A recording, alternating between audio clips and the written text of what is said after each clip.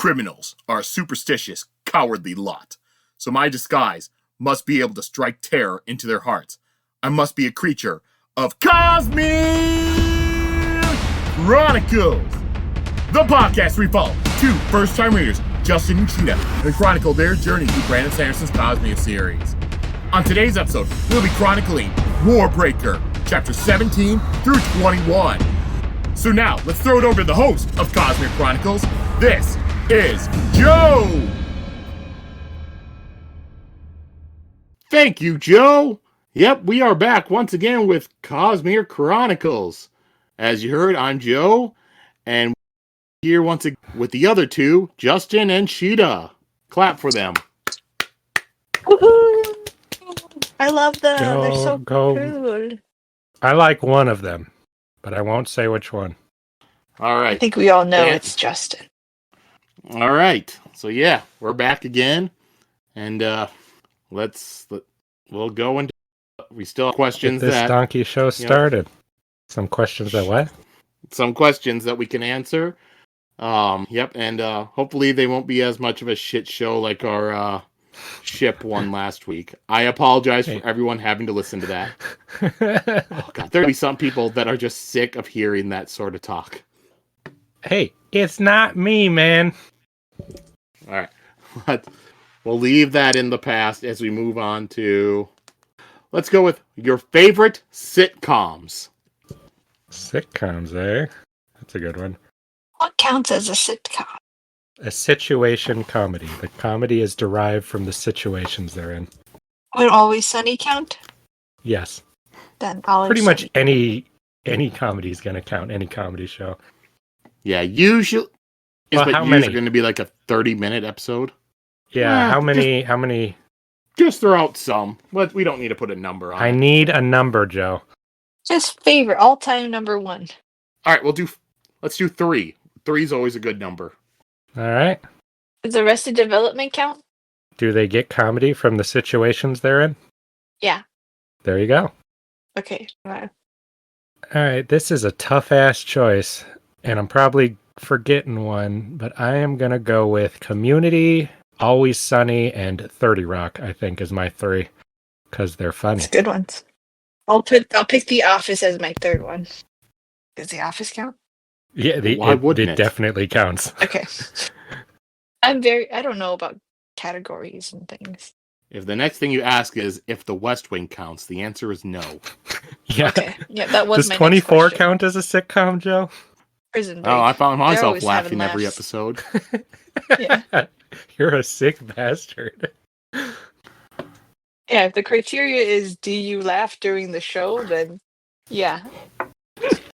Sometimes. Did you have other ones besides The Office? Me? Yeah, she said them. Yeah, say them all together, Sheta. Okay, yeah. The Office, Arrested Development, and Always Sunny in Philadelphia. All right. All good choices.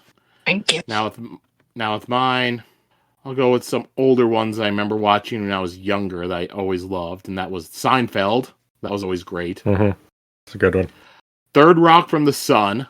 Watched that all the time as a kid. Never seen a single episode. It's hilarious. Yeah. I'll have to go with Arrested Development. I always like rewatching that. Mm-hmm. It does hurt me to have to leave out that whole 2010s era. I'm so sorry. 2010s era NBC of Office, Parks and Rec, and 30 Rock. Because those were all 3 great shows. Gotta go your favorites. That's why this is a tough question. This was a good one. So hard to pick. Had to leave so many off. I might have to cut out 3rd Rock from the Sun, instead go 30 Rock. Yeah, good show. That was one Just that I add a liked. couple more letters. It said you just added a couple more letters and took out some. Oh. Yeah, 30 Rock's one where I felt it was good all the way through the end. It's not like some other ones where you have a clear low in the final season or 2. Yeah, if I didn't watch that final season of Arrested Development, I probably would have put it on. I still have not watched liked the first second half of Netflix the final season. Let me rephrase. You're right. I actually liked the first half of the final season pretty good. It's just the second half. I did not. Oh, God. Yeah, because remember, Justin and I, we watched the entire first half, all in one night when it got released. We just watched it. leave it there. That's what I say. Great place to leave it. So I remember, like, The Office. I was not a big fan of the final season of that. You gotta think of But- all the best parts where you almost died laughing. Yeah. Well, it was yeah. hard for me not to put The Office on. It's so funny. Oh, yeah. The And Office, it was great. Because Michael leaves, it doesn't feel like it ruins the show that much, like as a big thing. If they'd kept him around and changed the writing, I think that would have been bad. I don't like the season after Michael left, because Michael leaves, then you get James Spader, and he does a really good job carrying it. But the next season, James Spader leaves, and he's supposed to be the leader, the head of it. He leaves because he's filming a movie, so all of a sudden it's like, you're losing all your actors to other stuff, that they're just having to cobble together a season. And that's and how then you the have second half of Arrested Development feels too. Nobody's there. And I think that terrible Dwight Schrute family backdoor pilot episode was in that last season. That one was so bad. Oh, man. Easily the worst episode. They never this show. admitted that was a backdoor pilot, to my knowledge. So Well, it obviously was. Of course. And they never referenced any of those characters again. If it doesn't get picked up, they're not going to say that was a backdoor pilot. Not every backdoor pilot can work like the Flash on Arrow. Mm-hmm. My favorite... Okay, I'm not going to go into backdoor pilots. Okay, and then we'll throw another question out there. Who is your favorite comic book sidekick? Comic sidekick? Comic book? Oh. Yes. Well, it would have to be the best sidekick, Dick Grayson Robin. The original. What was that? You can cut out. Oh, I said the original sidekick, Dick Grayson Robin. I'll have to do a honorable mention of Burma Boy. His Green Turtle sidekick. Okay. Green Turtle sidekick, Burma Boy. An incredibly obscure gold first Chinese superhero, basically. Okay. I was thinking of going an obscure Golden Age one too, but I don't really want to do an answer that knows what the hell I'm talking about. Someone might be like, oh, hell yeah. Give him a one and an obscure one. Yeah, you're right. Does Rick Jones count as a sidekick? Is a good question. I could see the argument that he does. That would mean like Jimmy Olsen counts as a sidekick, right? Oh, Rick Jones was a Bucky for a little bit. Okay. Did you say sidekick or kid sidekick? Sidekick. Comic book sidekick. Then I may have to go with Stripesy, sidekick to Star Spangled Kid. Yeah, that's what I was thinking of. Man as his name. Wait, Stripesy? No. Did I say the wrong one? For which one? With Star Spangled Kid? Yeah. But then he's also sidekick to Stargirl later on. So both versions of him as a sidekick. That's probably who I'd pick. He's a great But that's actually pretty obscure too. No, that had a TV show, so that's not obscure at all. Yeah, not even a little obscure. I knew who it was. Yeah. Well, yeah, because you're a nerd. I'm talking about regular people. You think our listeners aren't nerds? Kidding. I don't know. You guys. Just kidding. Well, they read books. And then my obscure one is Tim, Black Terror's sidekick from the Golden Age. Because he's a little I love badass. Tim, too. Tim's the coolest kid. Oh, I liked Tim Drake, Robin, a lot. Bucky's more a retrospective like. Like, I'm not too much of a fan of the original stuff. I'm more like him in retrospect after we got more built into him from... Well, like, I'm reading Invaders right now. Which is retrospectively written, but based in the time. Can I count him from that? Because I was thinking of him, too. Yeah. Like, you're talking about his Winter Soldier times, right? Yeah, he's Cap's sidekick in the World War II. Yeah, then it counts. That's all comics are. Because Invaders was written in the 70s, but it took place in that. Otherwise, I will have to say Toro. I've always had a liking for the original Humans Torch and Toro. Mm-hmm. I wish that the original Human Torch would do more nowadays, but it does get kind of weird since you have the Fantastic Four. Well, I guess with all the fact that they keep having legacy characters and keeping them with the same wouldn't be as confusing nowadays. So those are my answers: Tim Drake and Toro. And that was a brutal one. Someone had to leave off. Yep. Sorry, Squire. Squire. That's who you're sorry for.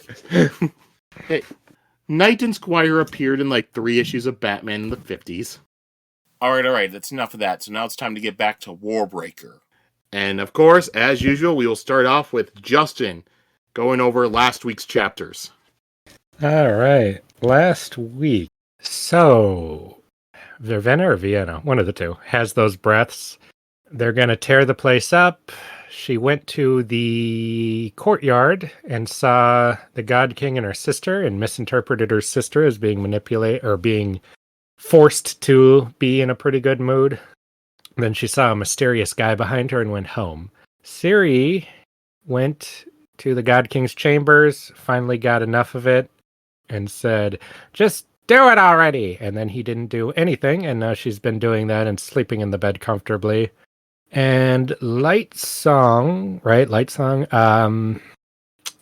is being pulled into politics. He's learning that things are going on, and he talked to Siri, I believe, and deduced that she probably doesn't know what the hell's going on, even though people think that she's there as a spy.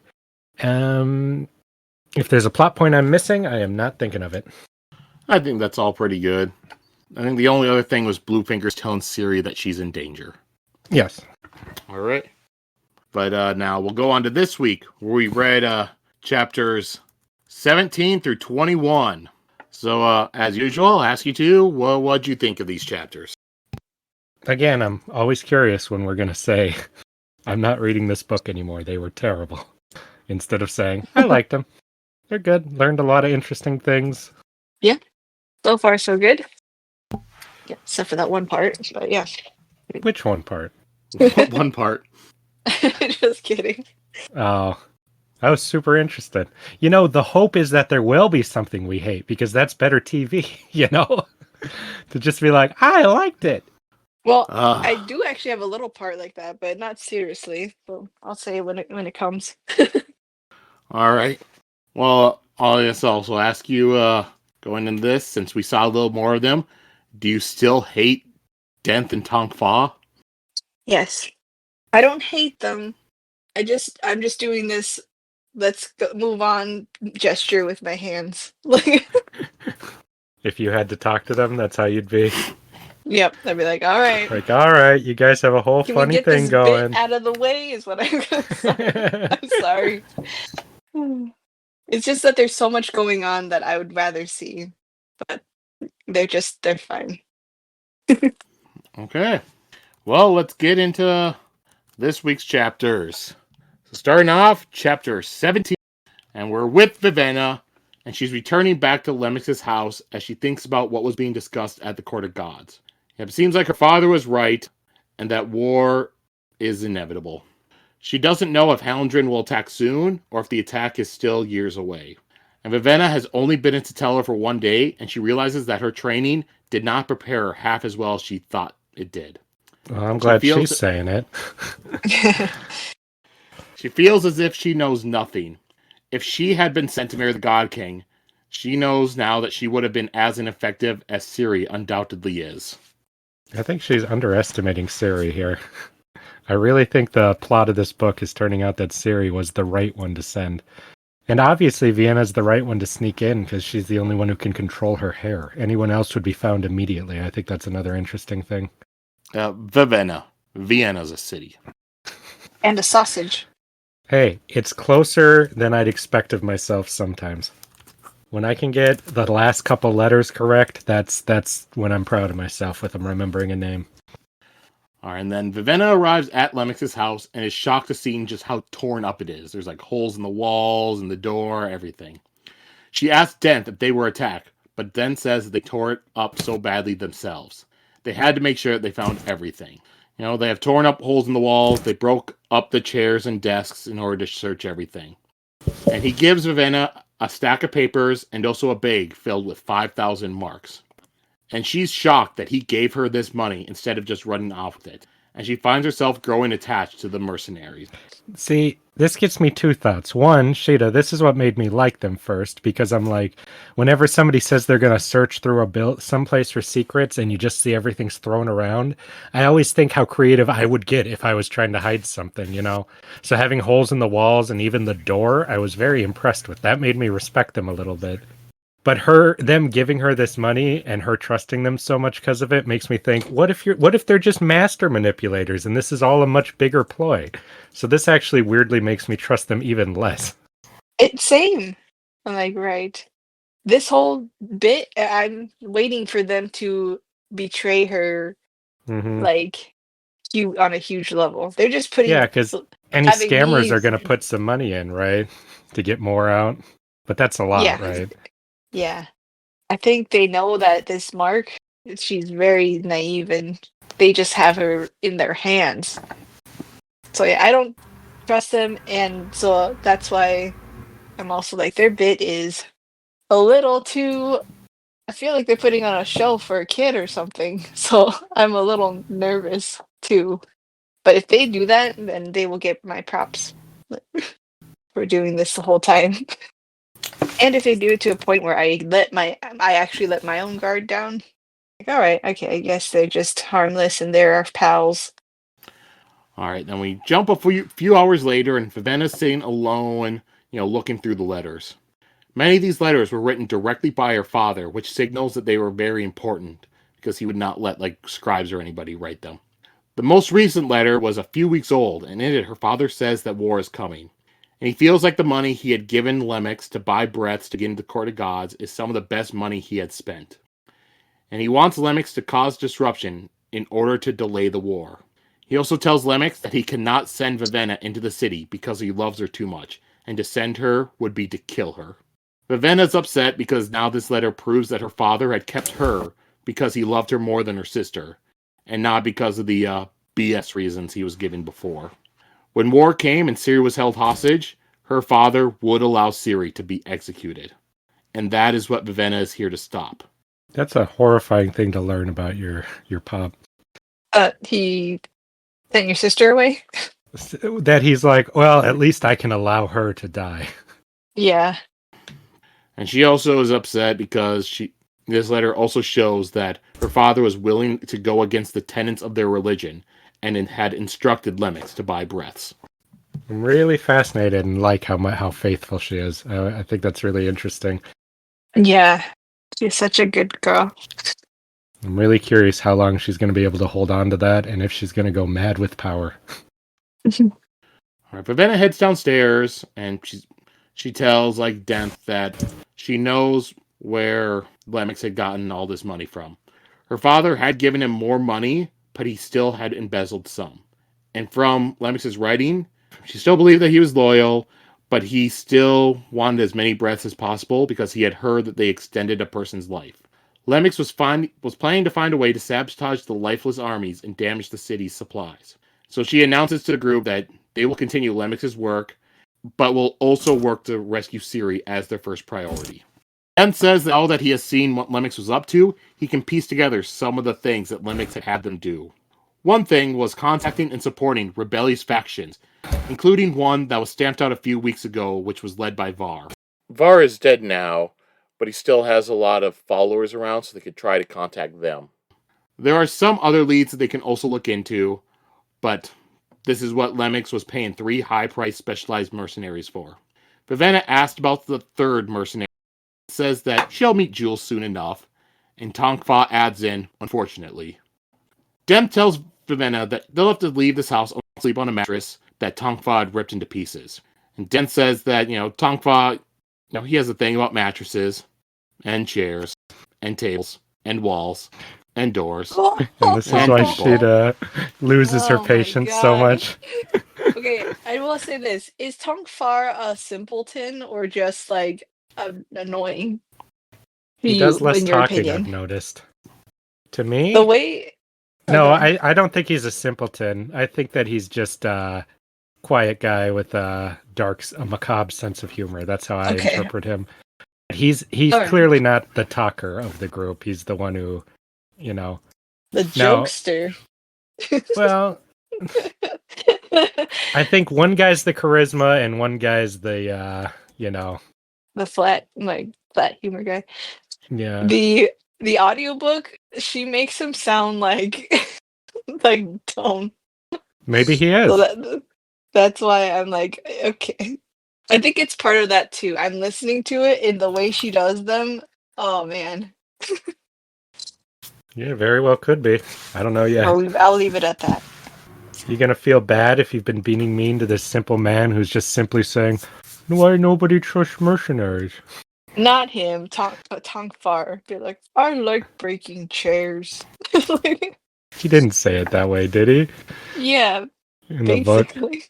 But I know from the other things that he said that that's just a character. So Yeah, we'll get to the end of this, and it'll just be the end of Mice and Men.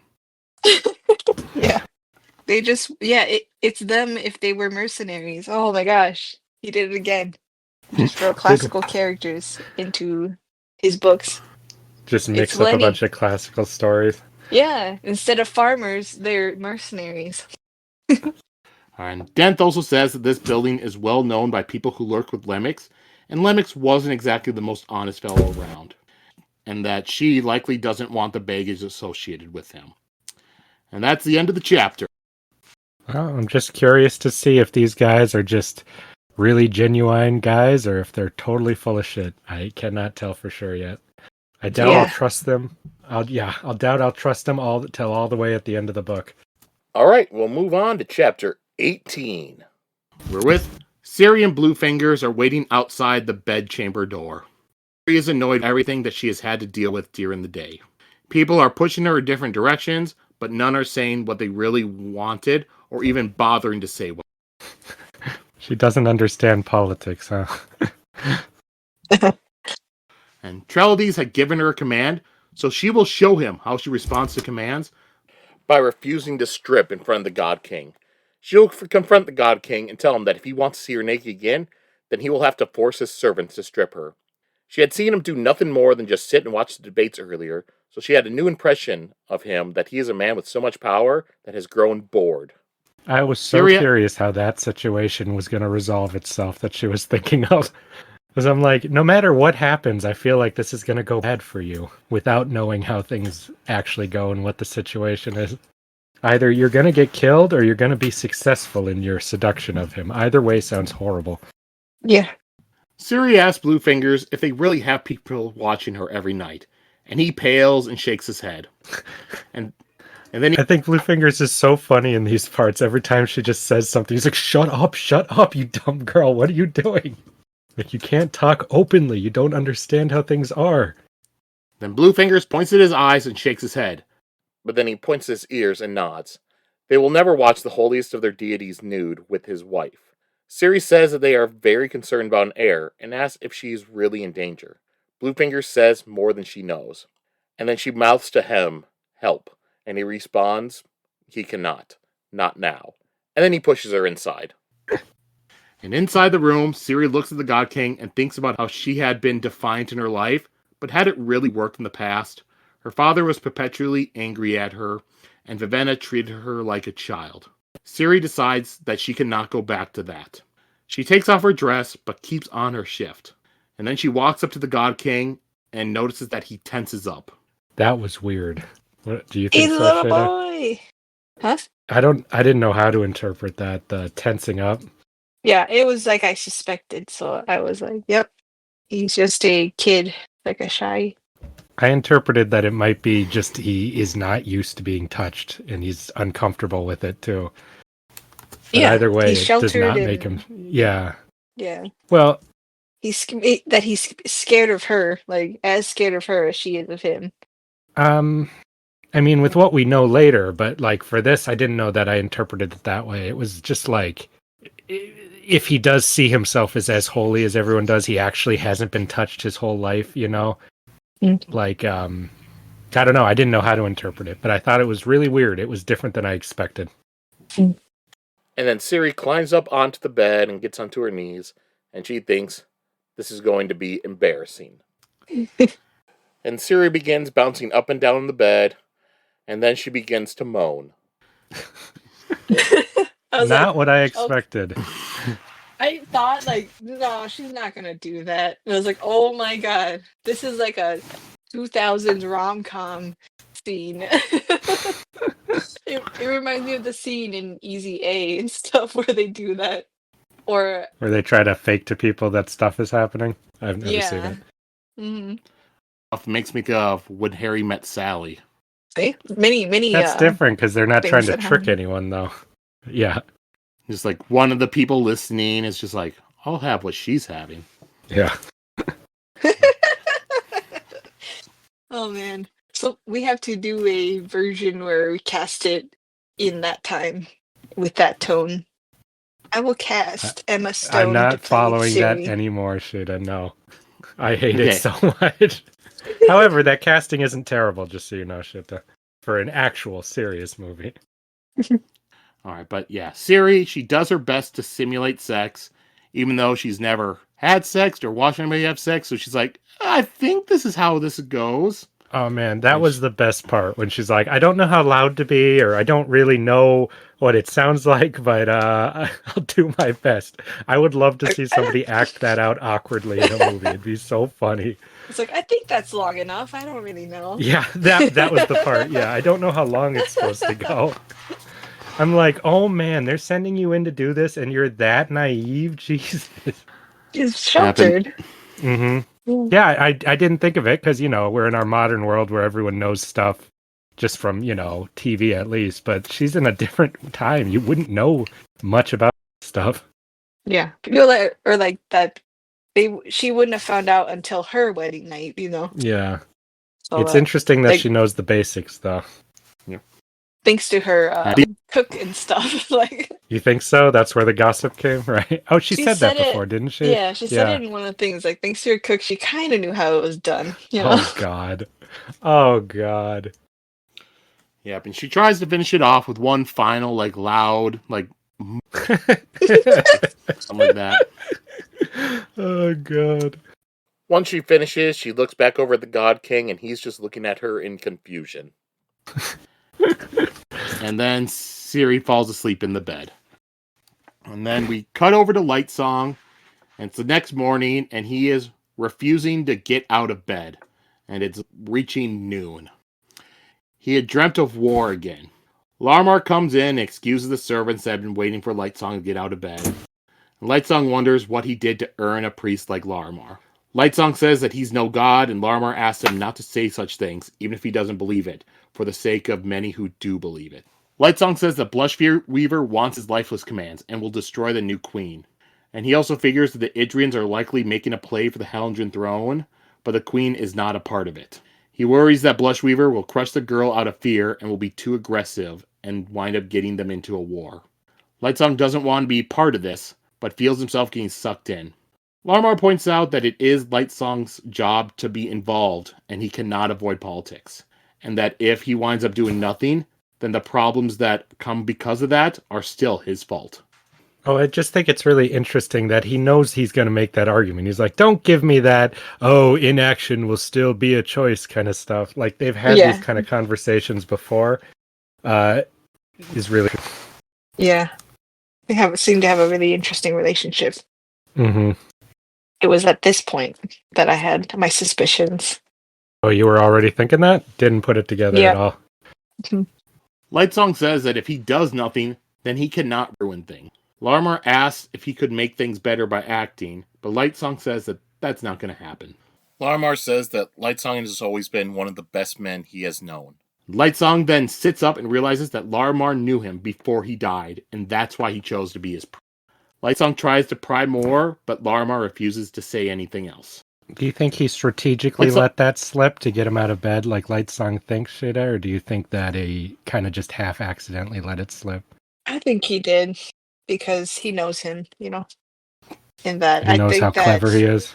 Yeah, I think that he knows too that like he kind of wants him to start thinking a little bit like that, like that, like his old self, I think he wants him to know his old self a little bit. Yeah, I wonder, because I didn't think at first until he said I said too much a bit later that maybe he did kind of purposely let that slip a little, but I'm not entirely sure. And then Lightsong asks Larimar what he should do about Blushweaver and the king. And Larimar says that the people learn from what Lightsong does. So if Larimar guides them, then they will gain nothing. He tells Lightsong to do his best, but Lightsong doesn't know what it is because he never bothered to learn. And that's the end of the chapter. First half of this chapter was the best chapter in the book, in my opinion. It's so funny. Oh, Siri? And awkward. Mm-hmm. I could not believe that was happening. Yeah. That's an interesting way to choose how to try to solve this problem. It's also pretty ballsy because who knows how the God King's going to react to that weird shit. And then just goes to bed. I found quite funny. Like, fuck it, kind of. What was that? Yeah. Nothing, just saying that she's getting really bold around him, which is interesting. Mm-hmm. Like, she's becoming more comfortable around him, right? Realizing he's not like people say, but also making these assumptions about him. Yeah. All right. Anything else about chapter 2 want to go over? I didn't expect Lightsong to be starting to care about things so quickly. I thought that would be like a end of the book kind of thing. Yeah. Yeah, when Larimar was just told everyone to leave and he starts talking to her, or talking to Lightsong a little more intimately, I was like, oh man, I think he knew him. Like, so when they revealed it here, I was kind of upset that I couldn't bring that theory out. Oh, yeah. I was ready to be like, he knows him. So that would have been good. Yeah. Well, I was like, oh man. I'll just say I did have a suspicion that he knew him. It's only impressive if you suspected that last book, Sheta. I know. I should have. Last chapter. Yeah, that would have been really impressive. Last chapter, I meant. My weird thing is that we found out Larimar is large of girth. I didn't expect that. I just assumed he'd be a thin guy. But he's like a portly priest said that his instead. first appearance. Did it? I didn't catch that. Yep. Well, I also didn't think he was going to be a real character then. I thought he'd be basically a nameless priest, I think. Yeah, so you didn't care about the details. Mm-hmm. Weirdly, the voice acting, I could tell he was portly from her voice acting in the audio. Well, then that's a good good actor there. Yeah. Because she just talked like, Lightsong, we gotta go do this. Like that. Do your best, Lightsong. Like Fat Albert? Oh my god. Yeah. hey, Lightsong, time to wake up. I could tell he was large of girth by how the actress did it. Stop. Yes, but how am I supposed to know what's right? How do I make a choice? Just do your best, Lightsong. I would switch to the audiobook immediately if I found out that's how it sounded. There's our casting for the movie. We'll get Kenan Thompson playing Fat. Did he play him in a live action movie at some point? He did, yeah. Oh, I've never seen that. I'll have to look that up. Like 2005, did the live action Fat Albert, and it was Kenan Thompson. I don't know how I never heard of that. You probably did. I missed it somehow. I would have seen it in theaters. I was wrong. It was 2004, not 2005. Yeah, nobody was going to correct you on that or care. No one was like, what, that idiot? That was 2004. Wow. You discredit our podcast, that kind of shit. Yeah, we thought you knew about Kenan Thompson. Yeah, Joe's the biggest shitty live-action versions of cartoon remakes of the whole world. So you should have known. Oh my god. Yeah. Joe just posted the poster for that album. My god. Hey. Oh my goodness. I'm watching this. Oh, wait. Holy crap, that looks awesome. They even got the hat guy. Oh, yeah. Wow. Dude, this movie looks good. Damn. Oh. Is Bill Cosby in it? I'd assume so, right? Yeah. He hadn't been arrested or yet. Wow. Okay. Yeah. This is going on the list. I need to see this happen. All right. Well, it grossed $48.1 million against a budget of $45 million. Nice. Yeah. I wouldn't have spent. That's not nice. It didn't make money. Wait, it said 45 and it made 145. No, he didn't say 145 shit. Oh, no. Okay. Okay, all right. Let's stop talking about Fat Albert and get back to Warbreaker. We'll go on to chapter 19. Vivenna's in the new house that she will be staying in. After looking at it, she gets back with the group, and Denth says that he has some plans to go over with her. First part is they can meet with some of Var's allies. Var's rebellion was about getting the workers out in the fields to rebel. And Tom Faw says they never had a chance of starting a real rebellion. So Vivenna asked, what good are these men anyways? It explains that they don't want a rebellion. She simply wants to make it tough for Hallandrin when they go to war. And that's what this would do. The people they're going to meet are not good people. Tongfa adds that they are thugs and crime lords. The next part of the plan is to raid the lifeless storage warehouse and, muck up the way the creatures work. Vivenna says that sounds dangerous, and the mercenaries smile and say that means that they get hazard pay. I find muck up how they work to be quite an interesting way to word that. They say they can't kill them without drawing attention, but we're going to muck up how they work. I'm very curious to see that. They'll just throw muck into the factories. Yeah, maybe they just put a bunch of marbles on the ground below where they're walking, so they'll all fall I over. wouldn't put it past these two to do that. Or we'll cause just shenanigans, Home Alone style. Like, oh no, it's gonna be that, isn't it?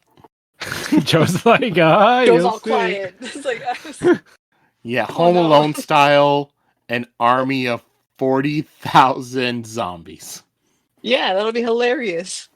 They'll be like all confused. Yeah. Oh Benny Hill music plays as they're trying to run into war. I'm so their shoes excited are all for this. tied at the same Yeah, time. their shoelaces are all tied together. Yeah.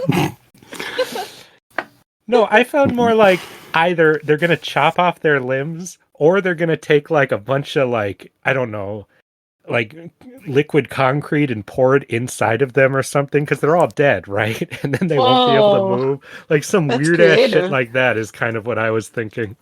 However, it could be as simple as they just break a couple things and it's nothing weird like that. I doubt it. With these two, I really doubt it. I feel like they're gonna do something all like the way they messed up the house. I feel like they're gonna take an approach like that. I'm curious. All right, and then the third part of the plan is to raid merchant caravans and burn them in order to cut off the food supply. It says Denth's plans are more violent than she had expected, but then says they have to be. Would she rather they just buy puppies for all their enemies and ask them to stop being so mean? And then Tongfa adds that, if they don't stop being mean, then they can just go and kill all the puppies. Sorry. I thought it was funny. You were going to do that. That's why I threw it. I like it. My review. Vivenna says that she does not want to starve Hallandrin, but Denth points out that these people will get a child from her and then kill every other person with royal blood after that. When you put it like that, kill them all. And then the door flies open and a lifeless walks into the room. Vivenna tells Denth to attack, but he just casually says that, looks like we've been caught by the city guard and we are now going to be executed. And then a woman follows in behind the lifeless. I can't believe how long they let this go. She was freaking out for real. Yeah, I know. She was really worried. I would fire them. And they're like, no, what are we going to do? And then they're like, you're punking me, aren't you? Yeah, after like 10 minutes of sitting there, like, why are you guys not fighting? Getting her all mad. Oh my god. I just really felt for Vivenna. If I was Vivenna, I would be, okay, you guys are done. You guys are done. Get out. But they're so useful. If she had no other choice, which she doesn't have any other choice, so has to keep them, but oh my gosh. This is like the third time they've tricked her like this for no reason. Because it's funny. That's the reason. It's not funny. She thought they were all done. It's funny when somebody thinks they're about to die, but they're not. That's what I say. Also, she's like a simple country girl, and she doesn't... That's what makes it so funny. Really, country girl. She is a princess. Yeah, but she has a simple... sorry, not simple. She's like She's religious. She doesn't like the undead like this, you know. And also a princess from there, compared to the people here, everyone's like a princess here in the richer areas, compared to what she knows of as being a princess. Yeah. The house they're in, she said it wasn't that much that her castle was not so much better than that. Yeah, that was interesting. All right. And so the woman who had walked in, she tells Denth that he is back in the city. And Denth gets a little bit more angry and says that he owes that man a sword to the gut. But the woman says that he had killed Arsteel. Denth points out that between them, he himself has always been the better swordsman. Vivenna is able to piece together that this woman must be Jules. And she asks where the creature came from.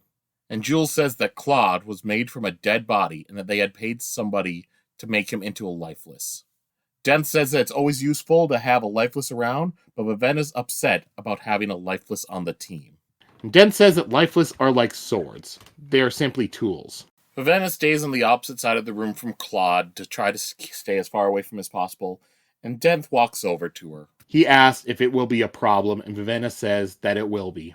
Denth tells her that his cannot function if she ties their hands, and that Jules has invested a lot into the lifeless.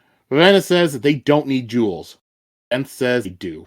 He tells Vivenna that she brought a lot of biases into the city, and she doesn't know half the things she thinks she does. Vivenna is wrong to abuse a person's body like this after they die. And Denth responds that the soul has already left the body, and that the family was well paid for it. Denth says that if she orders Jules away, then they all will.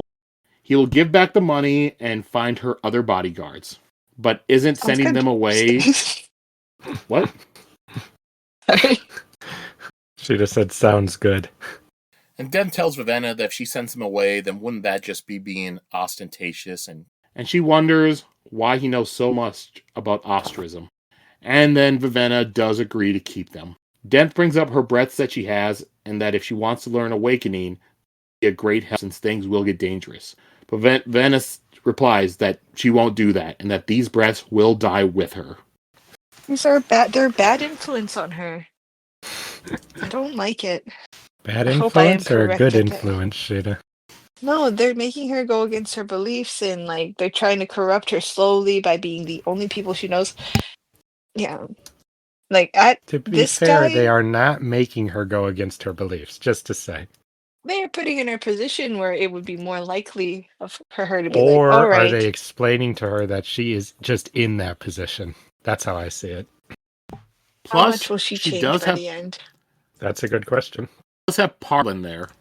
Parlin is not even a real person. Yeah, like, Parlin, I like the line where Parlin looked confused, which was normal for him. But the other two, I thought that was hilarious. I'm sad that he isn't saying more. He's just kind of also there. He should also be like, bagging her up and stuff. He'll do whatever she asks. That's exactly. How I see him. Not useful. Not He's useful. in this alone. He's probably going to die for her by the end of this shit. Hope not. He's an innocent. Jules tells Denth that she doesn't like that he had arrived here first, and now he has enough breaths to be either the fourth or fifth heightening. And Jules confirms that it is Tax, but now he's going by a new name, which Denth replies is Vasher. Yes. Vivenna recognizes his description when they say it, and she asks about him. Tongfa says that Tax is bad trouble and leaves a lot of bodies in his wake. Jules adds in that he's interested in the war for some reason. Denth wants to let it be because this will bring him into his path. Tongfa tells Vivenna that Vasher had killed the fourth member of their crew a few months back, but Denth cuts in and says that there's no way that he could have killed Arsteel in a fair duel. Vivenna tells them that she had seen Vasher at the Court of Gods yesterday watching her. Vivenna suggests that it was just a coincidence, but Denth says that it is not.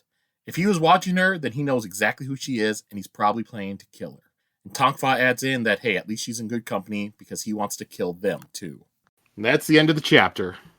No, I could just be wrong, but I felt like them wanting to get revenge so badly on Vasher put them on the other side of the list for me. I think that they will show their true colors when they meet Vasher. They want to kill him, which is a bad guy thing. And Vasher is one of our heroes. When you want to kill a guy who killed somebody you know, which is what it sounds like. Sounds like that guy had it coming.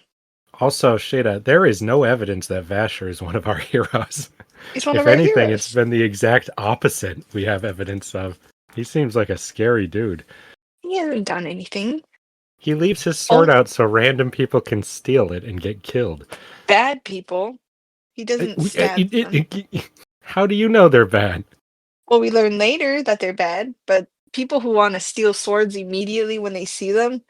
I'm only talking about at this point in the story. I know in a bit we have more evidence that he's not a psychotic evil guy. We saw that before too, when he's like, "All right, I'll just leave my sword here," and immediately gets taken by thieves. That's happened twice. You know what somebody would do if they were more of like a good guy or a pacifist? They wouldn't leave their sword unattended. Because, like, some random guy steals it to pawn it for something. You don't know his life. Maybe it makes sense. And you're going to have him get horribly butchered with no warning. At least put up a sign that says, "This sword will kill you if you take it." Yeah, like they'll listen. Well, if they don't, then they're asking for it. And the other thing is, we don't know what the deal is. Maybe that's the best of both, or I kind of theorize that the sword needs a certain amount of blood. Mm-hmm. It's like Angel or Dexter. You have to work with what you have, with your evil side. Angel steals blood from the blood bank. Sheta. But he used to drink only bad guy blood. No, he used to drink. No, Edward did. He used to drink. Yeah, he used to drink rat blood for a while. I believe was what it was. Yeah, when you're cursed with something, you try to, do your best not to be a bad guy. You are such a villain apologist, Sheta. The Lord Ruler, the God King, now this serial killer in an alley. Mr. Straff did nothing wrong. None of it's their fault. Straff did nothing wrong. That's right. I stand by that. Wait, why'd you throw the God King in there? Because we thought at the beginning he's a big scary God King, and Sheta's immediately saying, I don't think he's that bad, with no evidence of that. I assume that there's a good explanation for everything he does. He's probably a good guy. And I was right, so... We don't know that, and you say that you said that about the Lord Ruler too, and I was right. I'm surprised you weren't defending the what's he called, the Wern. Well, the Lord Ruler of that world. She did love Delof, though. Yeah, and you're defending Delof.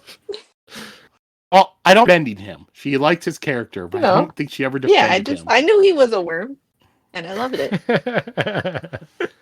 Not like Justin and Straff. Mm-hmm. Straff or was Justin hero, and or Justin and the Citizen. The Citizen had a lot of good points. That's all I'm saying. Mm-hmm. You have to admit that under the Citizen, things were better for everybody. No, they weren't. They were not. Why do I imagine you putting on like a Citizen badge and hat? I'm wearing the whole thing. Yeah. Right. Well, no, Justin would be allowed to. Citizen. Because that goes against, he has to be dressed like a ska. He can't be wearing...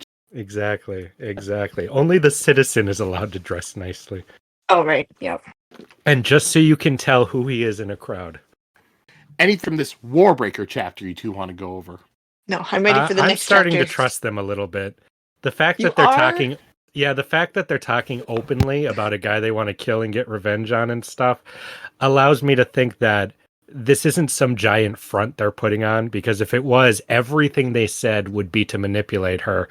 But they're actually being a lot more open than I'd expect, even though they're saying things that would maybe make you think like, oh, maybe they've got their own problems and stuff, So that makes me trust them for the most part.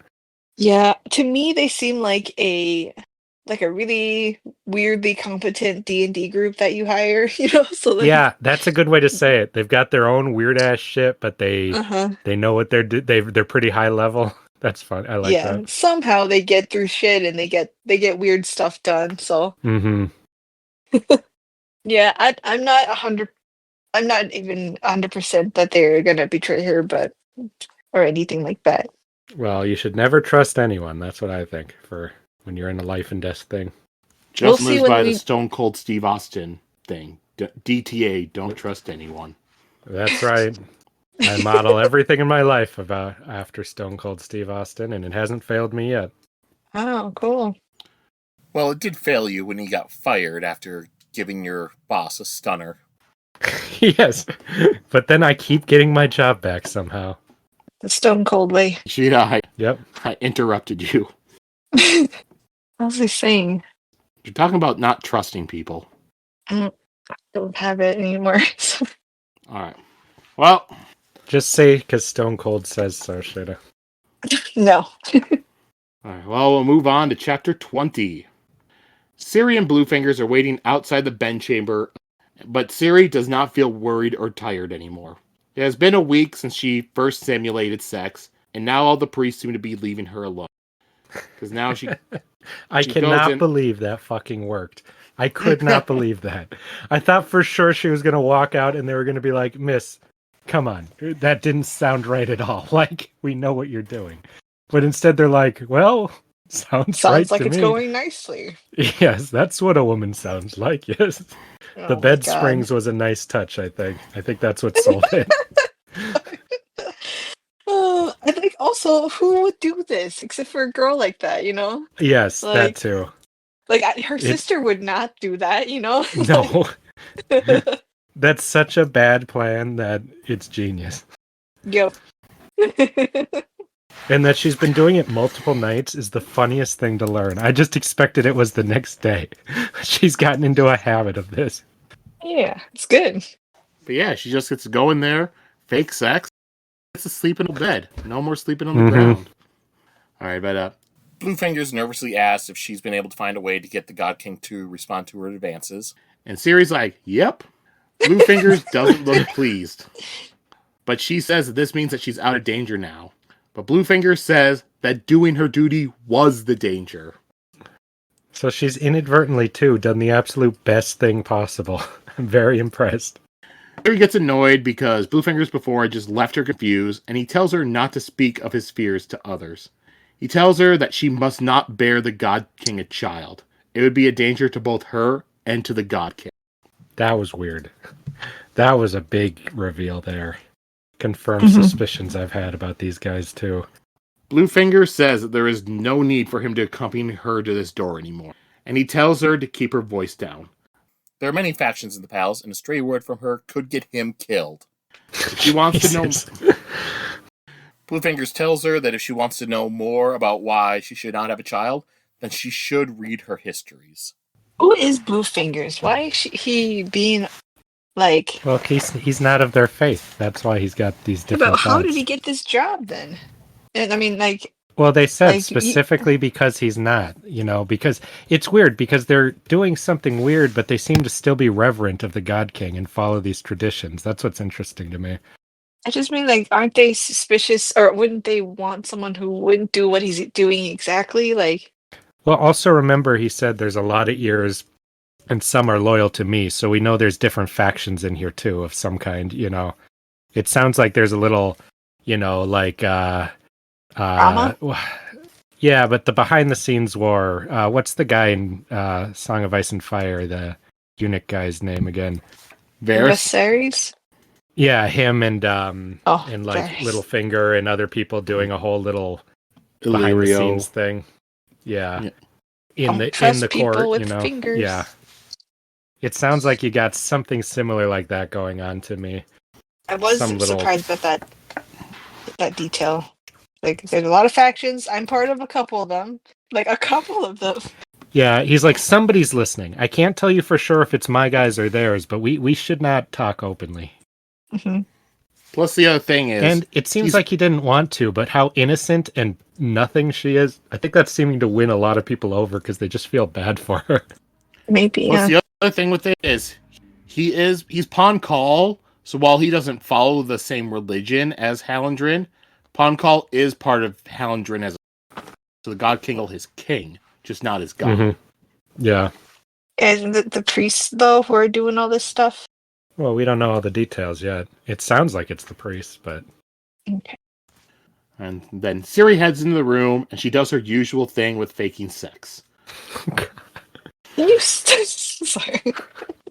just say jumping on the bed. All right. As she laying in the bed afterwards, getting ready to fall asleep, Siri looks up, and Susabran is looming over her. She screams, and he jumps back. And she tells him that, yeah, he just startled her.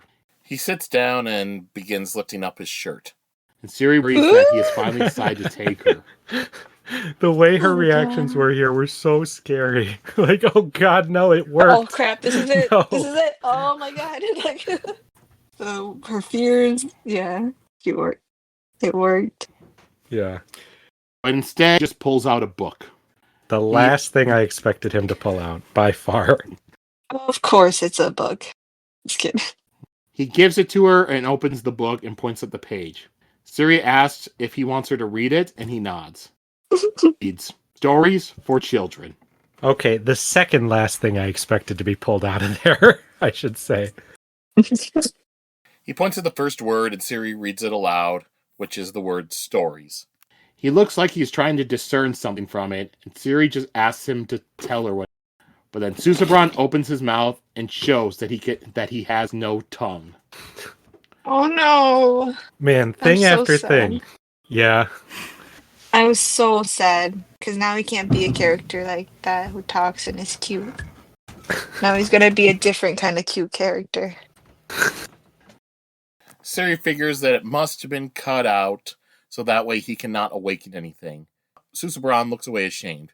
She touches his arm and says that she wasn't disgusted by him. She was just upset because she realized why this must have been done to him. He looks back at her and she says that he cannot read.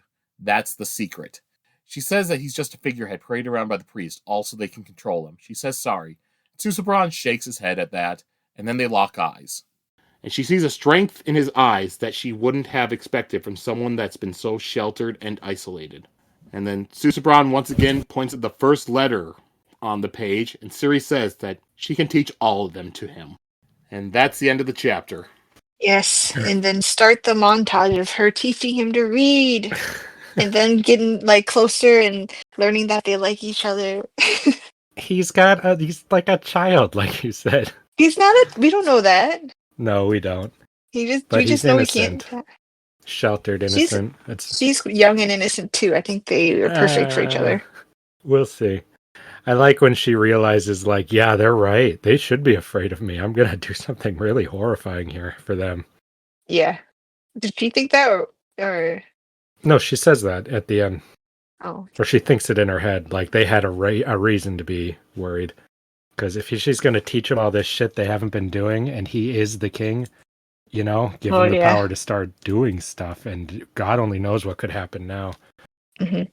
And it's interesting to me because they're saying, you know, you're in danger, the bearing the child, there's no way out. But because it's her and not her sister, I feel like they're coming up with a real opportunity here to do something interesting and weird that the priest people wouldn't like.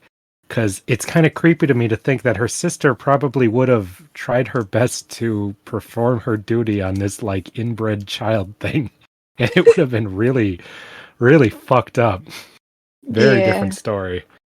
Anything else from this chapter you two want to go over? So you forgot the part where Siri describes the God King as being really hot. She did. That is true.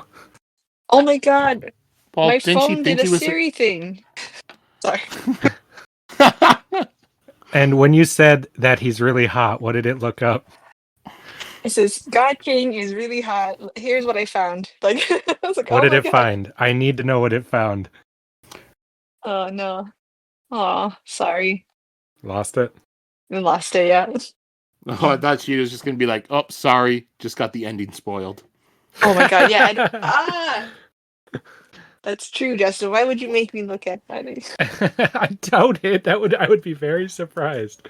Well, also, didn't she think that he was attractive or stuff last time when she saw him in the daylight? Well, she saw he was large, you know, and looked more normal than she thought. But the way he was described here was statuesque and like a man, but greater, you know, stuff like that.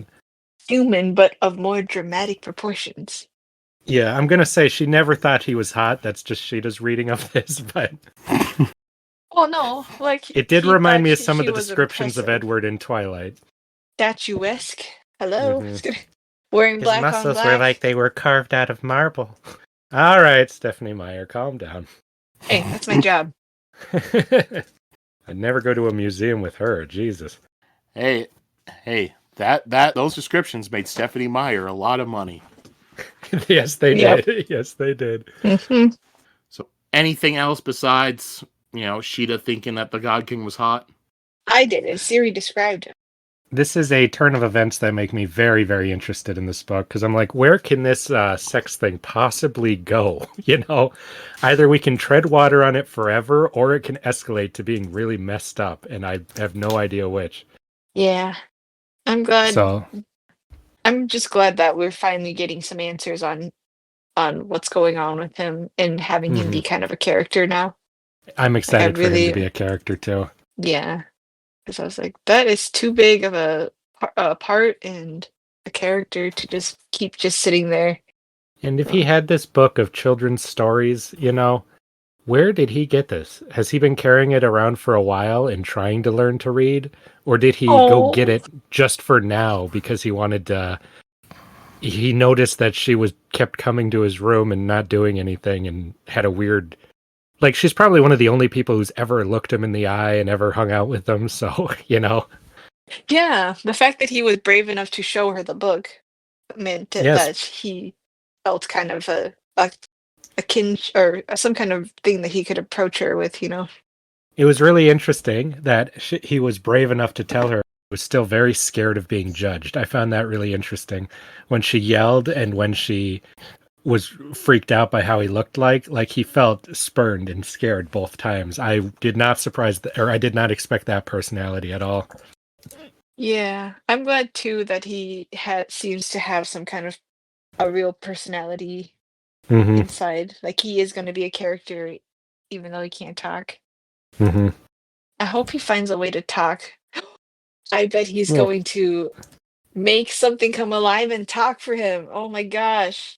But he That'd needs be to so use the cute. breath to make something come alive. Yeah, but he doesn't have to say something. Like there was a Yes, he line about does. that. No, there No, wasn't. It said specifically you have to say it and you cannot slur. You have to be so Well, clear. that's not the one I'm talking about. Just maybe some other way to. He has so much power. I think there's a way for him to manipulate it so that he could I communicate. could find that being likely or unlikely. I can't say yet till I know more about the rules. Sheta, I Don't think what say you're thinking nope, of Joe, because we don't know. There could be a thing later. Yeah, don't say that I'm because saying- you're also a liar. I'm saying from what I've was had in said the past. earlier in the book, as he was at the tightening, that ability gives him the power to awaken stuff without touching it. Oh, touch it. That's the part I'm thinking of. That could got the idea from. But he Okay. could also have secretly reached the 11th tightening where you can awaken it without speaking if you know how to read children's books. Yes. It's if you know very basic specific, reading. but That's why he had the book, Justin. no, I think just if he can have the ability to communicate with his subjects, that's already a huge thing. That would be so good. It'd be like, I really liked when Orsier took the doggy body. It would be very cute if he took like a little straw man to be his voice. That would be very cute. None of that is happening. I guarantee it, Sheta. Now, what Also, they could do, Sheta, is have another person bring something to life, a tongue, and then sew it onto his tongue. And then he could learn, working together, they could help him learn to talk. That's how it could go. Vivenna's going to do that at the end of the book. I'm calling it now, Sheta. Ooh, that's pretty sexy. That is... One sister gives him a tongue and the other one kisses the tongue. Sheta, that may be the least sexy thing, segment of words I've ever said in my entire life. That's some Frankenstein shit. That's fucked up. It's a magic tongue. It's a dead guy's tongue that they revive and sew onto another guy so he can learn how to say spells. All right, let's move on to the next chapter. What the hell? All right, that's a segue. No, shit, I need to know, do you stand by this? Do you still stand by this? By what? By what you said. Well, not the details that you gave, but I thought it was, I just imagined two sisters, one god king, that's all. You're going a very different route than I am. Is that it? Yes. So are you leaving behind your Vivenna Lightsong ship for now a Vivenna, Siri, and Susabran together ship? Oh, no, like Talon can join. But I feel like he's got one of those old loves kind of stories, so he probably won't. He's got to be loyal to his dead wife or something. Now, do we have any specific knowledge telling us that the God King cannot give his breaths to another? Was it only the stillbirth? Did they say, not can they, but have they explicitly said something like that yet? Because I don't Mm, remember. I think he gives it to his son, is what it has to be, but I don't know if. Yeah, I think they haven't said that he couldn't give it to somebody else. Because that could be part of why they're so freaked out about letting anyone interact with him, too. But I do not know. I did think it was gross that they told her not to kiss him because they didn't want her to find out he didn't have a tongue. Like, He doesn't like being kissed. That's it specifically. yeah, and I was like, okay, I wasn't going to. Also, again, it makes it so creepy that the priest's like, you're a woman, find a way to seduce him. And knowing that he's not like a normal person makes that image in my head one of the creepiest things I could imagine. Going and trying to seduce this sheltered, childlike man thing that's all like tense whenever you walk towards it, you know? Oh It's god, not that's that just weird, Justin. it's It's like so creepy. It's like trying to seduce an animal, you know? It's unnatural. It's weird. no, it's more like Cuz yeah, like it's a going to pushy. react. So, hold, It's going to react, you know, stop, but it stop, stop, won't stop, stop, stop, understand it. stop. I'm thinking of it more like a dad who's like, "All right, son, we're gonna make a man out of you," and he brings her to him up to a brothel or something, you know, Well, not no, like that's not the same. That's not the same at all. No, that's mine is how I'm. deeply disturbing. I don't want like your one. Stop Well, saying. I think that Brandon Sanderson agrees with me at this point. Plus, we're not sure what he's at in his mind. He seems like a normal guy, just a little Yeah, sheltered. that's not how I read it, but I'm very curious to find out. Just the part where she says there was strength in his eyes that she didn't expect, you know? Yeah. Yeah, so I think that he's a real person inside, you know? Well, I think he is in his way. Oh my god. All right, are we good to move on now? Joe's like, "Dear God, please stop. This is getting fucked up." Yes, we're Yeah, ready to move on. All that's right, all you. on to our last chapter of the day, chapter 21. And this time we are with Vasher, and he sneaks into the court of gods by awakening his clothes. Nightblood complains about Vasher sneaking, and instead wants Vasher to use him. Vasher is going to sneak into Mercy Star's mansion. She is involved with politics, but she's not as influential as Blushweaver. Outside of Mercy Star's mansion, Vasher comes up to two guards and pretends just to be a normal person that's seeking the gods. Come up to him, he knocks them out by using his awakened shirt and also hitting them with a sheathed Nightblood. I was glad he knocked him out. I'm like, okay, we don't have a Kelsier situation here. I was scared of that too. Yeah. Nightblood complains as they leave because the men are still alive, and he says that Vasher didn't use them much. But Vasher says that corpses cause more trouble than just simply knocking out men. He goes inside the mansion, and inside he runs into four servants. Vasher awakens a rope and uses it to grab one of them, and then he tosses Nightblood on the ground towards the other three. One of those three becomes entranced by Nightblood, going towards it, while the other two just run away. Vasher knocks out the servant grabbed by the rope, while the other one begins to pull Nightblood out of its sheath.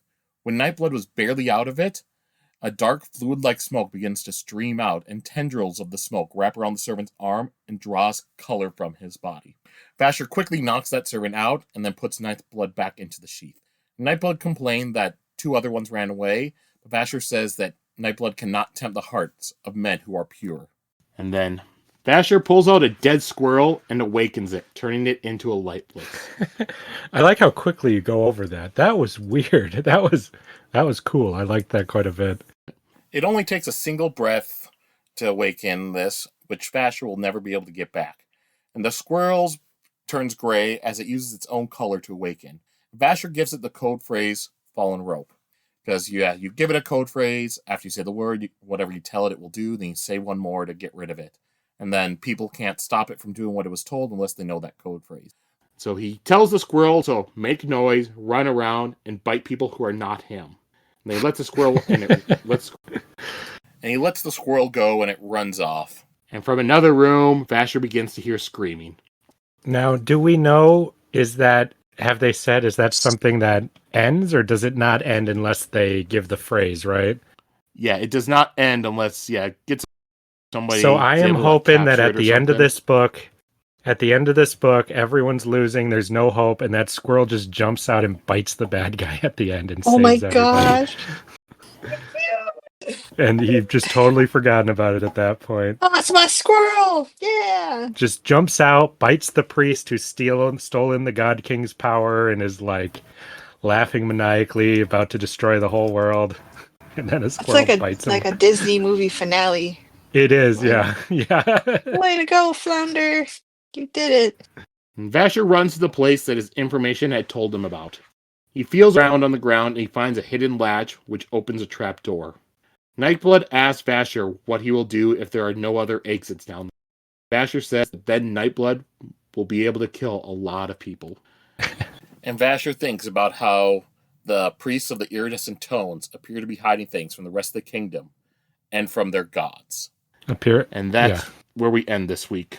I was really interested in the rules about I normally don't care that much about magic systems and stuff. I was really interested in the rules of having to say the secret word and then having to say it again as being the way to command them on actions, and that you've got that if you don't say it again, they'll be open to suggestion and be able to be controlled by people. I think that's really key. Yeah. We've heard a bit about the command words and stuff, but not the details. So I really like the squirrel being like a mini version of how to make an awaken. Like, you take your squirrel, you say the word, like then you say the command, you say the word again, and you seal it. That's how you do it. Now we know it for this like 1,000 army undead, so this mini tutorial. I also like when you use your breaths to make one of these, you can't get it back. I think that's really interesting too. Oh yeah. If Vivenna was up to it, she could just make an army. She can, right? Or she will? I don't know. If she gets corrupted by these people, then probably. Like, you could make an army to fight their army, that kind of thing. I don't think she could ever make one big enough from the sounds of it. Well, not unless they take it over or something. All right. Anything else for this chapter, you two? I just wanted to point out the Vasher dashes a lot in this chapter. Like, Vasher, Dasher. Nothing? No. I laugh when it's funny. No, it just reminded me of in Harry Potter, J.K. Rowling does a lot of those word plays on character names too. Like, she would be like, Sirius said seriously, that kind of thing. I just wondered if he was doing a thing like that here. Because he said it twice where Vasher dashes along. Vasher Dasher? Mm-hmm. I didn't read it that way. It's probably hearing it out loud where I'm like, that's interesting. It sounds like a hard part of the job of reading these books, to not say things in a way that sounds stupid. That reminds me of a story I was hearing from Stephen Fry once. He was talking about how, in like one of the earlier Harry Potter books, he was reading it, and the way it was written with like Harry catching the golden snitch was said in some weird way that he was having a hard time reading it. It's like a lot of like alliteration or something like that. Okay, Rowling, could I say something different? It's a little too hard for me to read. And her answer was no. On and wound up putting that same exact like phrasing or wording in like 2 other books. What? He felt it was just to annoy him. So she's always been a bit of a troll, is that what you're saying? Yeah. That's hilarious. Oh, man. There's a weird little part. I wonder if this was a thing, too, because throughout the book, the third book where Sirius is in, and there's a lot of times where she would say he said it seriously, or someone would be like, serious? And he goes, yeah, serious, over and over. And then there's the part at the end where when Sirius is like, you could come live with me. And then Harry goes, do you mean it? And he goes, I mean it. Like, instead of saying, are you serious? Like, because it's a serious moment. Is that what you're saying? Yep, like in that moment, she wrote that. I felt like she wrote that little scene to not say So, the word how seriously. much of Like, this book was written just to troll Stephen Fry? I don't. She was never actually originally she was never going to finish the series until he hated that so much, so she made sure to. What? Yeah, that's true, Sheta. What I said is true. Don't troll me. All right. Well, back to Warbreaker. Now let's move to our theories and predictions area. So, I guess just some questions. First question I'll ask is, how do you think Siri's whole teaching the God King to read things gonna go? I think it's going to go really well. Yeah. I mean, it's going to go well, and then the priests are going to have to make a move that's really scary. But I think that it's just going to cut to it's been weeks later, and he's getting more and more knowledge and able to write and express himself better and stuff like that. Ooh, yeah. Mm-hmm. I And forget she'll the learn writing. things she's really not supposed. Yeah, the writing is incredibly useful and powerful. Yeah. Again, I said it a little bit, but I do hope they get closer and become good friends, or more than friends. Yeah, I'm curious if it's going to be a more than friends thing too. That would be very interesting, but I cannot say yet. Yeah, I think that it's just the part that he feels comfortable coming to her with the book, Mm-hmm. that it made me think that maybe he admires her or something. Based on what? On her jumping on the bed and making noises? No, she was talked back to him. First person I ever, see. probably, to be I like, see. hey, you know, and to maybe even acknowledge him as a human being instead of treating him like a thing, that kind of stuff. And be like, wow, what kind of brave person would do that or be like this, and do all these silly, weird things. Mm-hmm. Yeah. Yeah, that's true. Yeah. I'm also curious where the reading her histories is going to go. I want to see that. Oh yeah, the mystery about like, Mm-hmm. my guess is just that he's just gonna be replaced by the baby. That and Start that over. the mother never survives the pregnancy, I would assume. Yeah, yeah. I mean, she's not around now. Oh yeah, what happened? Yeah, We the don't know. old king and queen are. What are they? Well, I think it was always obvious that the God King would die when the next one is born, but Are you think it might be something else? no, we don't know about what happens to the mother. That's what I'm saying. At least if we do, I don't remember it. I don't care. All right, and then with Vasher, this plan with sneaking into Mercy Star's place and going into that secret tunnel. I know. I knew you were going to do that, Sheta. I can do it now. So now that I've watched the show. I can't even guess. I don't have enough information to even bullshit an answer at this point. Well, yeah, I guess I just imagine that she is part of this rebellion. She knows about the God King and would be an ally to him. So he just see like, yeah, I've got the breaths now, and I'm gonna be leading this, and this is my plan and stuff like that. Yeah, but they said if there's not 2 exits, he's gonna get to kill a lot of people. So, assumedly, this is Well, somewhere yeah, he's she. not really like. You don't It's think he's either just gonna go try to kill her instead? no, it'll depend on her answer. If she's like, yeah, sounds cool, then it would be fine. But if she's like, no, get out, like, then he'll have to do something else. Well, he wasn't going up to like her bedroom. He was going to the secret tunnel. That then Oh, it sounded like the priests are hiding it from their because it said that they're hiding it from their gods. I see. Yeah. Maybe he Uh, will reveal some of that stuff to her, like, and change her mind there. I'm gonna have to look up. I want to know what happened to Brandon Sanderson because so many of his books are about so far. Religion's good, religion's great, but the people running it, those people are fucking psychopaths. Like, I want to know, like, what caused or what specifically made him lose hope and how people manipulate religion to their own ends. Very curious to see. And religious Really institutions having at the top be these really creepy people all the time. corrupt, hmm I mean, it's honest, but I'm curious to learn about him. A writer, I try not to learn too much until I've read quite a bit of their work because I don't want what I read to be too colored. But I think I'm getting to know this guy quite well through his writing, I feel. Or at least some kind of faith crisis he had in his life that he has now come to terms with. All right, and then the last question is just how's Vivenna's plan gonna go with the meeting with these thugs and crime lords, and then also like burning the merchants' carriages? A Venice plan?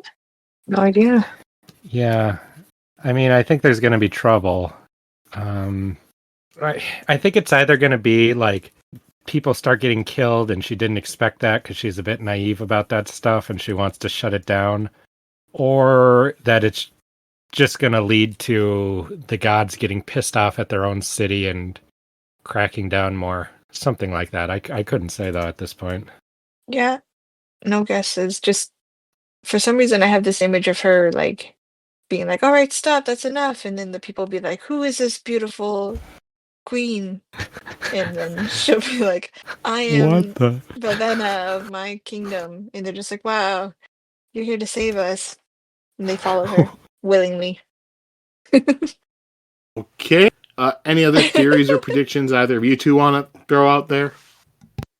I feel like I've been sprinkling my predictions throughout a bit. And I had thought originally that the sisters would meet sooner, but now I feel like they're not going to for a lot longer, if at all. Yeah, I don't think they'll meet until Siri's changed quite a bit. Vivenna's changed quite a bit, and maybe their motivations Even aren't quite as at odds. that they're not quite as aligned as you would think if she just found her now. I don't think Siri's going to want to leave either. Oh yeah, no, not that she's now Mhm. that she's helping and she knows a bit more. She's in too much Yeah, now, yeah, and of course she'll be in love with the king. So could be. I can't really say until I know what his mental abilities are. oh, just Resisted a lot of jokes so far this podcast, just so you know, Sheta, with the things you're talking about. you are. Yes. Well, I didn't trust the priesthood before. I feel like this pretty much confirms my suspicions that they've got some ulterior motive we don't know about at this point. Whether it's just to seize power or just to keep things going as they think is best, or if there's some other thing I can't say yet. I'm very curious to learn. Mhm. All right, then to our characters of the week. I'm gonna pick Siri for being hilarious. Acting out the sex scenes and getting the God King to talk to her, and now teaching him to read, like having that whole plan and being bold enough to do all that stuff and smart enough to think of it. Like, And I am going to go with Siri for the exact same purposes. read? Mm-hmm. All the same stuff.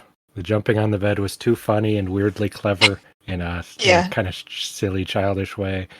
And the way she reacted to the God King was the exact way to have things go what Oh, seems like the best for her. Any other kind of reaction and whatever reactions Vivenna would have had, if that would have even happened, would not have gone well, I think. I think it would have gone real bad. that's so true. With her being like, "Oh, I wasn't scared of you," like her Yep. genuine kindness and like Yes. friendliness and stuff to him was, I think, just perfect. Mm-hmm. Yeah, I think you're completely right. Like anyone would Yeah. freak out or not even get to that point. So I mean, I would have. got to And that she point. seems to. I wouldn't have done well, Oh, And it seems like she has a lot of emotional intelligence. Like she's able to read him. Every time he does something, she's able to quickly kind of be like, "Oh, that's what he's feeling. That's what he's doing when he's not able to that's talk." true. That would be very Yeah. needed for someone like this. hmm She's very aware of him. Mhm. His like, oh, he's ashamed, and he probably feels like Yeah. this. Man, to be him and to have someone understand his feelings, that would be a really Mhm. big deal too. Yeah. Yeah, never having been able to communicate with any other person. I That really would be feel so she's going valuable. to actually become like the queen of this place for real. Yeah, that would be cool. Yep, and I'll be in the same boat. I'd be going with Siri too, like you two. As you said, that stuff's pretty funny, and the other thing too is just with this section of chapters, the other main characters doing like a setup phase. Vasher's just sort of doing something. Light Song was just more, setting up plans in motion. Vivenna's she was the one that was more getting stuff happening with faking the sex, learning stuff about Susabra and all that. Made it real pick her. Mm-hmm. Found out a lot of stuff. This is the chapter that made me finally like Siri. I was being too mean to her before. Yeah. Same. Like, oh, now I see. You were made to be in this role, which is perfect for her character. All right, now on to let's do quotes. All right, I'll just do mine since it's kind of a down one for me. Okay. Laramir in Light Song talking. Light Song goes, I don't want to be part of it, Scoot. I feel myself getting sucked in. It is your duty to be involved so you can lead your kingdom. You can't avoid politics. I can if I don't get out of bed. And then later he goes, nope, I think you're wrong. If I don't do anything, then at least I can't ruin anything. I thought he was just his kind of emo teen logic is really funny, I thought, and I really liked it. I was like, I totally agree with that. Like, I don't want to ruin anything, and I'm just We've very got the most emo and funny. relatable character ever here. Is that what you're saying? Yep. I also don't want to get out of bed and do stuff, so I feel that. Hey, my quote is Denth is telling Vivenna about why she should use her breaths. Those breaths you hold, they're a tool, just like the lifeless. Now, I know you don't agree with how they were obtained, but the fact is, you have them. If a dozen slaves die to forge a sword, does it do any good to melt down the sword and refuse to use it? Or is it better to use that sword and try to stop the men who did such evil in the first place? I think that's a really interesting way to try to convince her to do this thing that seems so morally apprehensible to her. And that's always an interesting question to ask in real life. When you get some scientific progress from some nightmarish purpose, I mean, it'd be stupid to throw it away. Then everyone died for nothing. But it's always it'd be a waste. Yeah, and that's what a pragmatic person would think, But a spiritual or morally, a person who believes there's more than just this material plane, I think their feelings about it are very, very interesting because you're thinking about it in a totally different way than most people would, because I obviously would use it, Yeah. But I am not a follower of Astur. Astra. Astra. Yeah, I don't know if this is gonna be your quote either, but I like that as well when she's like, it's not that I don't understand what you're saying, it's part of my belief. Mm-hmm. They're like, what? We don't get it. Doesn't make sense. I'm really curious how long she can hold out on this and what the moral of the story is on it. Well, she's already given an inch, funny. so... It would be pretty funny if she went the whole book without ever using the breaths. I would be quite shocked. It's all set up and you're like, yep, Siri's about to die, the whole world's about to be destroyed, and they're like, if you just use your breaths, you can save everyone. And she says, no, my religion says I can't. And then everyone dies, the end. But then they all go to the afterlife, and they all go to hell, and she doesn't. That would be quite an ending. But yeah, no, my quote's not as deep as either of yours two. Mine, I just had to do it. Go with the fixing. Oh God, it's just too funny. Then she took him and climbed up onto the bed, feeling the deep softness beneath her as she crawled to the middle of its mattress. She sat up on her knees, regarded the black marble wall with the sheen. The God King's priest waited just beyond, listening carefully to hear things that they were really none of their business. This, she thought, taking a deep breath, is going to be exceptionally embarrassing. But she'd been forced to lie prostrate, naked before the God King for over a week. Was now really the time to start feeling self-conscious? She began up and down the bed, making its springs creak.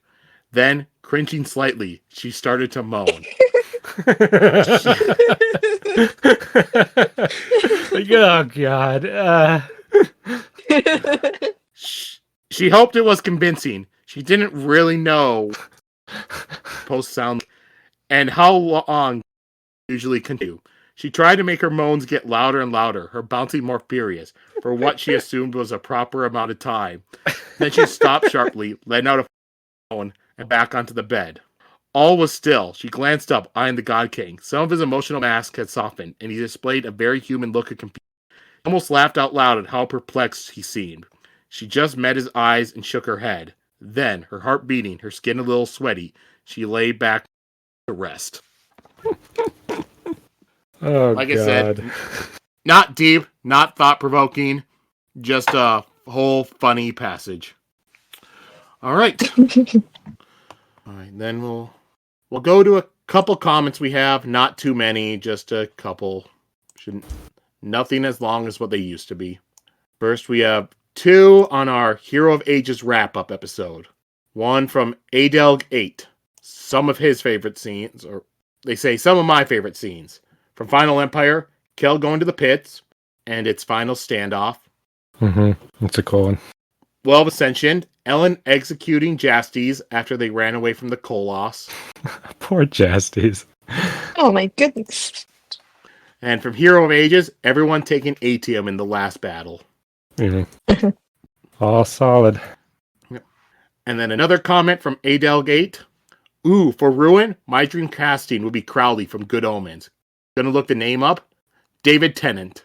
Yeah. That's good. I like that. That's a good For one. who? For Ruin. For For Ruin. Ruin? Oh, okay. Yeah. I just imagine that voice. Mm-hmm. Yeah, Solid he did casting. He played a pretty good villain in Jessica Jones. Too good. All right. So good. He did such a good job. I wasn't pissed he was never fucking purple. That's how good of a job he did. And then for our Warbreaker preview episode, we had one comment from Reader Warrior. A surprise post to be sure, but a welcome one. Nalthus. Colors. This is going to be fun. I've read the book, and I couldn't even say with 100% certainty what any of the covers are showcasing. Those covers, man. Yeah. Especially after reading more, I'm like, even the cool ones, these aren't the characters I'm reading in this book. That's not Siri, from how she's described. Even the one I think is the coolest. Yeah. If you look, even like the American cover, looking at it, it's like you have the cover, you have a girl. It clearly has to be Siri because she's showing her shoulders and stuff, so it can't be Vivenna. But she has the breath coming out of her mouth, which would be more of a Vivenna thing. And that sword on there, that is not Nightblood. That sword is not black. Very strange. Last part of his comment was just, look, I can do short comments. That was a short comment. And then a couple more on our Warbreaker Chapters 5 through 4. First from Alcade946. I'm calling it now. Nightblood is going to be character of the week every 10 years. It was close. If he did a little more, I may have picked him. I did. I did laugh so many times when he was like, I barely did anything in that. Like, I didn't even get to kill anybody. It was so funny. I could render them voice. unconscious. Yeah. Yeah, I will have to say that's one thing with my with this, because this book so far has been a lot more of like a political thriller, so a lot more talking stuff going on, which I like. I think it's good, but for my summaries that I give, I don't want to just be reading word for word with this romance. A lot of the wordplay, the witticisms, and everything coming from characters is really lost in my summaries. Yeah, got the book. All right. And then the other comment for the same episode from Reader Warrior. Do Justin and Sheta even know that Elantris sequels are in the works? Yeah, we do. We heard. Yep. I told them that, that's some of the next things Brandon's working on. Trilogy he's working on now. Then he's going to be doing Elantris, and his plan is to release back and forth between the two, having this other trilogy, Elantris 2, other trilogy, Elantris 3, other trilogy. That's the current plan. Oh, that's so exciting. Yep. All right, and then his next part. Kay and Dragon have said that the Mistborn deck building game is really good. But I'd like to give an early shout out to Shard of Opportunity podcast that'll be playing the Cosmere RPG. I'd be reluctant. I'm sure that I would just fucking butcher it and piss everyone off if I were to do that live. You should start doing Cosmere Bingo. Brandon does tend to use some. Ooh, that might be kind of fun. It would just be distracting for me, but yeah, that would be fun. And then Prologue. Seeing Nightblood, compared to your first read and when you know what it's capable of, are drastically different moods. Chapter 1. Siri is a Disney princess. That? His next thing was, Legally Blonde is a trilogy? Not a real trilogy in the same way that a like The Lion King is a trilogy, you know? Yeah, How is The Lion King a trilogy? Well, I mean, okay, I'll say Aladdin, because Aladdin had a lot more sequel movies than The Lion King did. Yeah, I don't remember a bunch of sequel Lion. I remember there was the prequel, There's 2 right? and the 1.5. Yeah, but nobody watched them. People liked the Aladdin ones. Well, I watched The Lion King once. Plenty of people watched them. Yeah, watched them, but I never hear people be like the Aladdin ones. I always hear people say they take them as canon. I never hear that for Lion King ones. You just haven't seen the right crowd. There's some freaking Kovu lovers in there. Who is Kovu? Scar's son. That's Scar's Justin? kid. Oh my god, no. What? Yeah. That's the plot? Yeah. I hate Go that. give it a watch. God, Yeah. no. It's actually very good. It's actually better than you would expect. Yeah, I think. Yeah, well, I've seen Little Mermaid too. That's enough for Disney sequels. Yeah, well, Legally Blonde. I think the third one is called Legally Blondes, and it's about like 2 high school. It doesn't even have Elle Woods in it. It's like about like 2 random high school girls just like going to school. Yeah. I think all I ever saw of it once was I was over at Justin's place, and I think his sister was watching it on TV, so I slightly a little bit of it. All right, and then last part of chapter 1, he said intent is very important. Intent? Yep. Oh. Chapter 2. So our main heroines were meant to be / and are slave trafficked by their father. Mm. All right, we'll go on. On the other hand, as the firstborn child, I know how it feels to have everything promised to me given to my younger siblings. Jeez. Father's kingdom. Yeah. Car. I'm just kidding. Chapter 3. Would Lightsong have a seizure if he saw a Sunday afternoon on the island of La Grande Jatte? What? Yeah, Sorry. I have no idea what that means. That's got to be some art. Let me. I should have looked this up beforehand. Oh, okay, yeah. All right, yep. Nah, that's what I thought it was, but yeah, we've seen the very common picture. You'll recognize it the exact moment that I put it up. Oh, what was the say the comment again? Would Lightsong seizure if he saw a Sunday afternoon on the island of La Grande Jatte?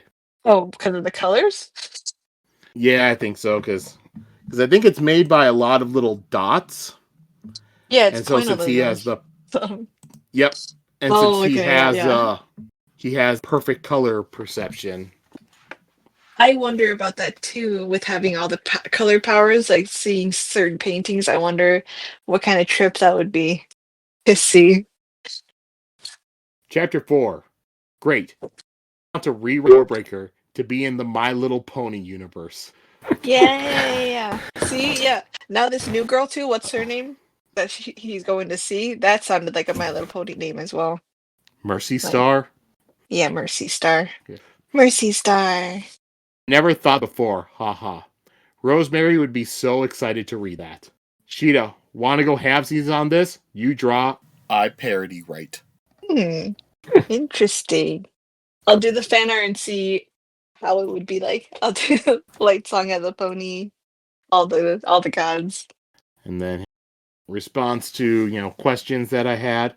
The returned are like the one set of characters I'd pick famous actors for.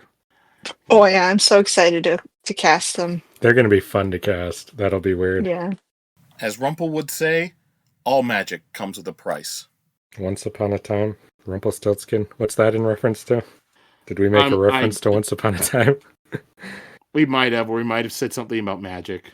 Mm-hmm. Oh, but knows Once Upon a Time. What's his reaction going to be when your Once Upon a Time ship thing comes out from last week's episode? Oh, no one would like that in that show. No one That's an I don't like abominable that thing. one. That's a travesty. I can't help what I thought. It makes sense.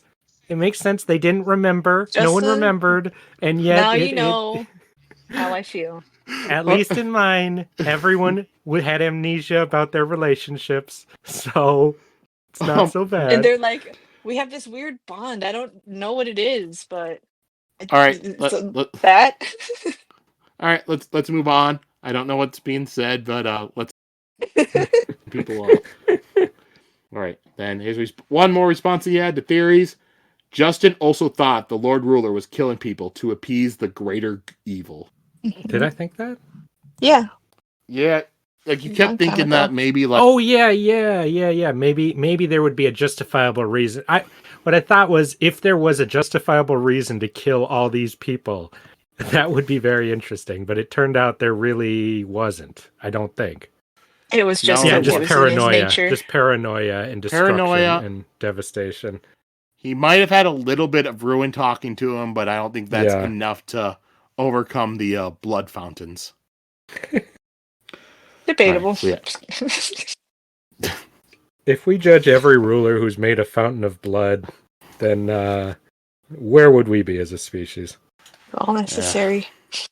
I don't know. I'm pretty sure that there's no blood fountains in Washington, D.C.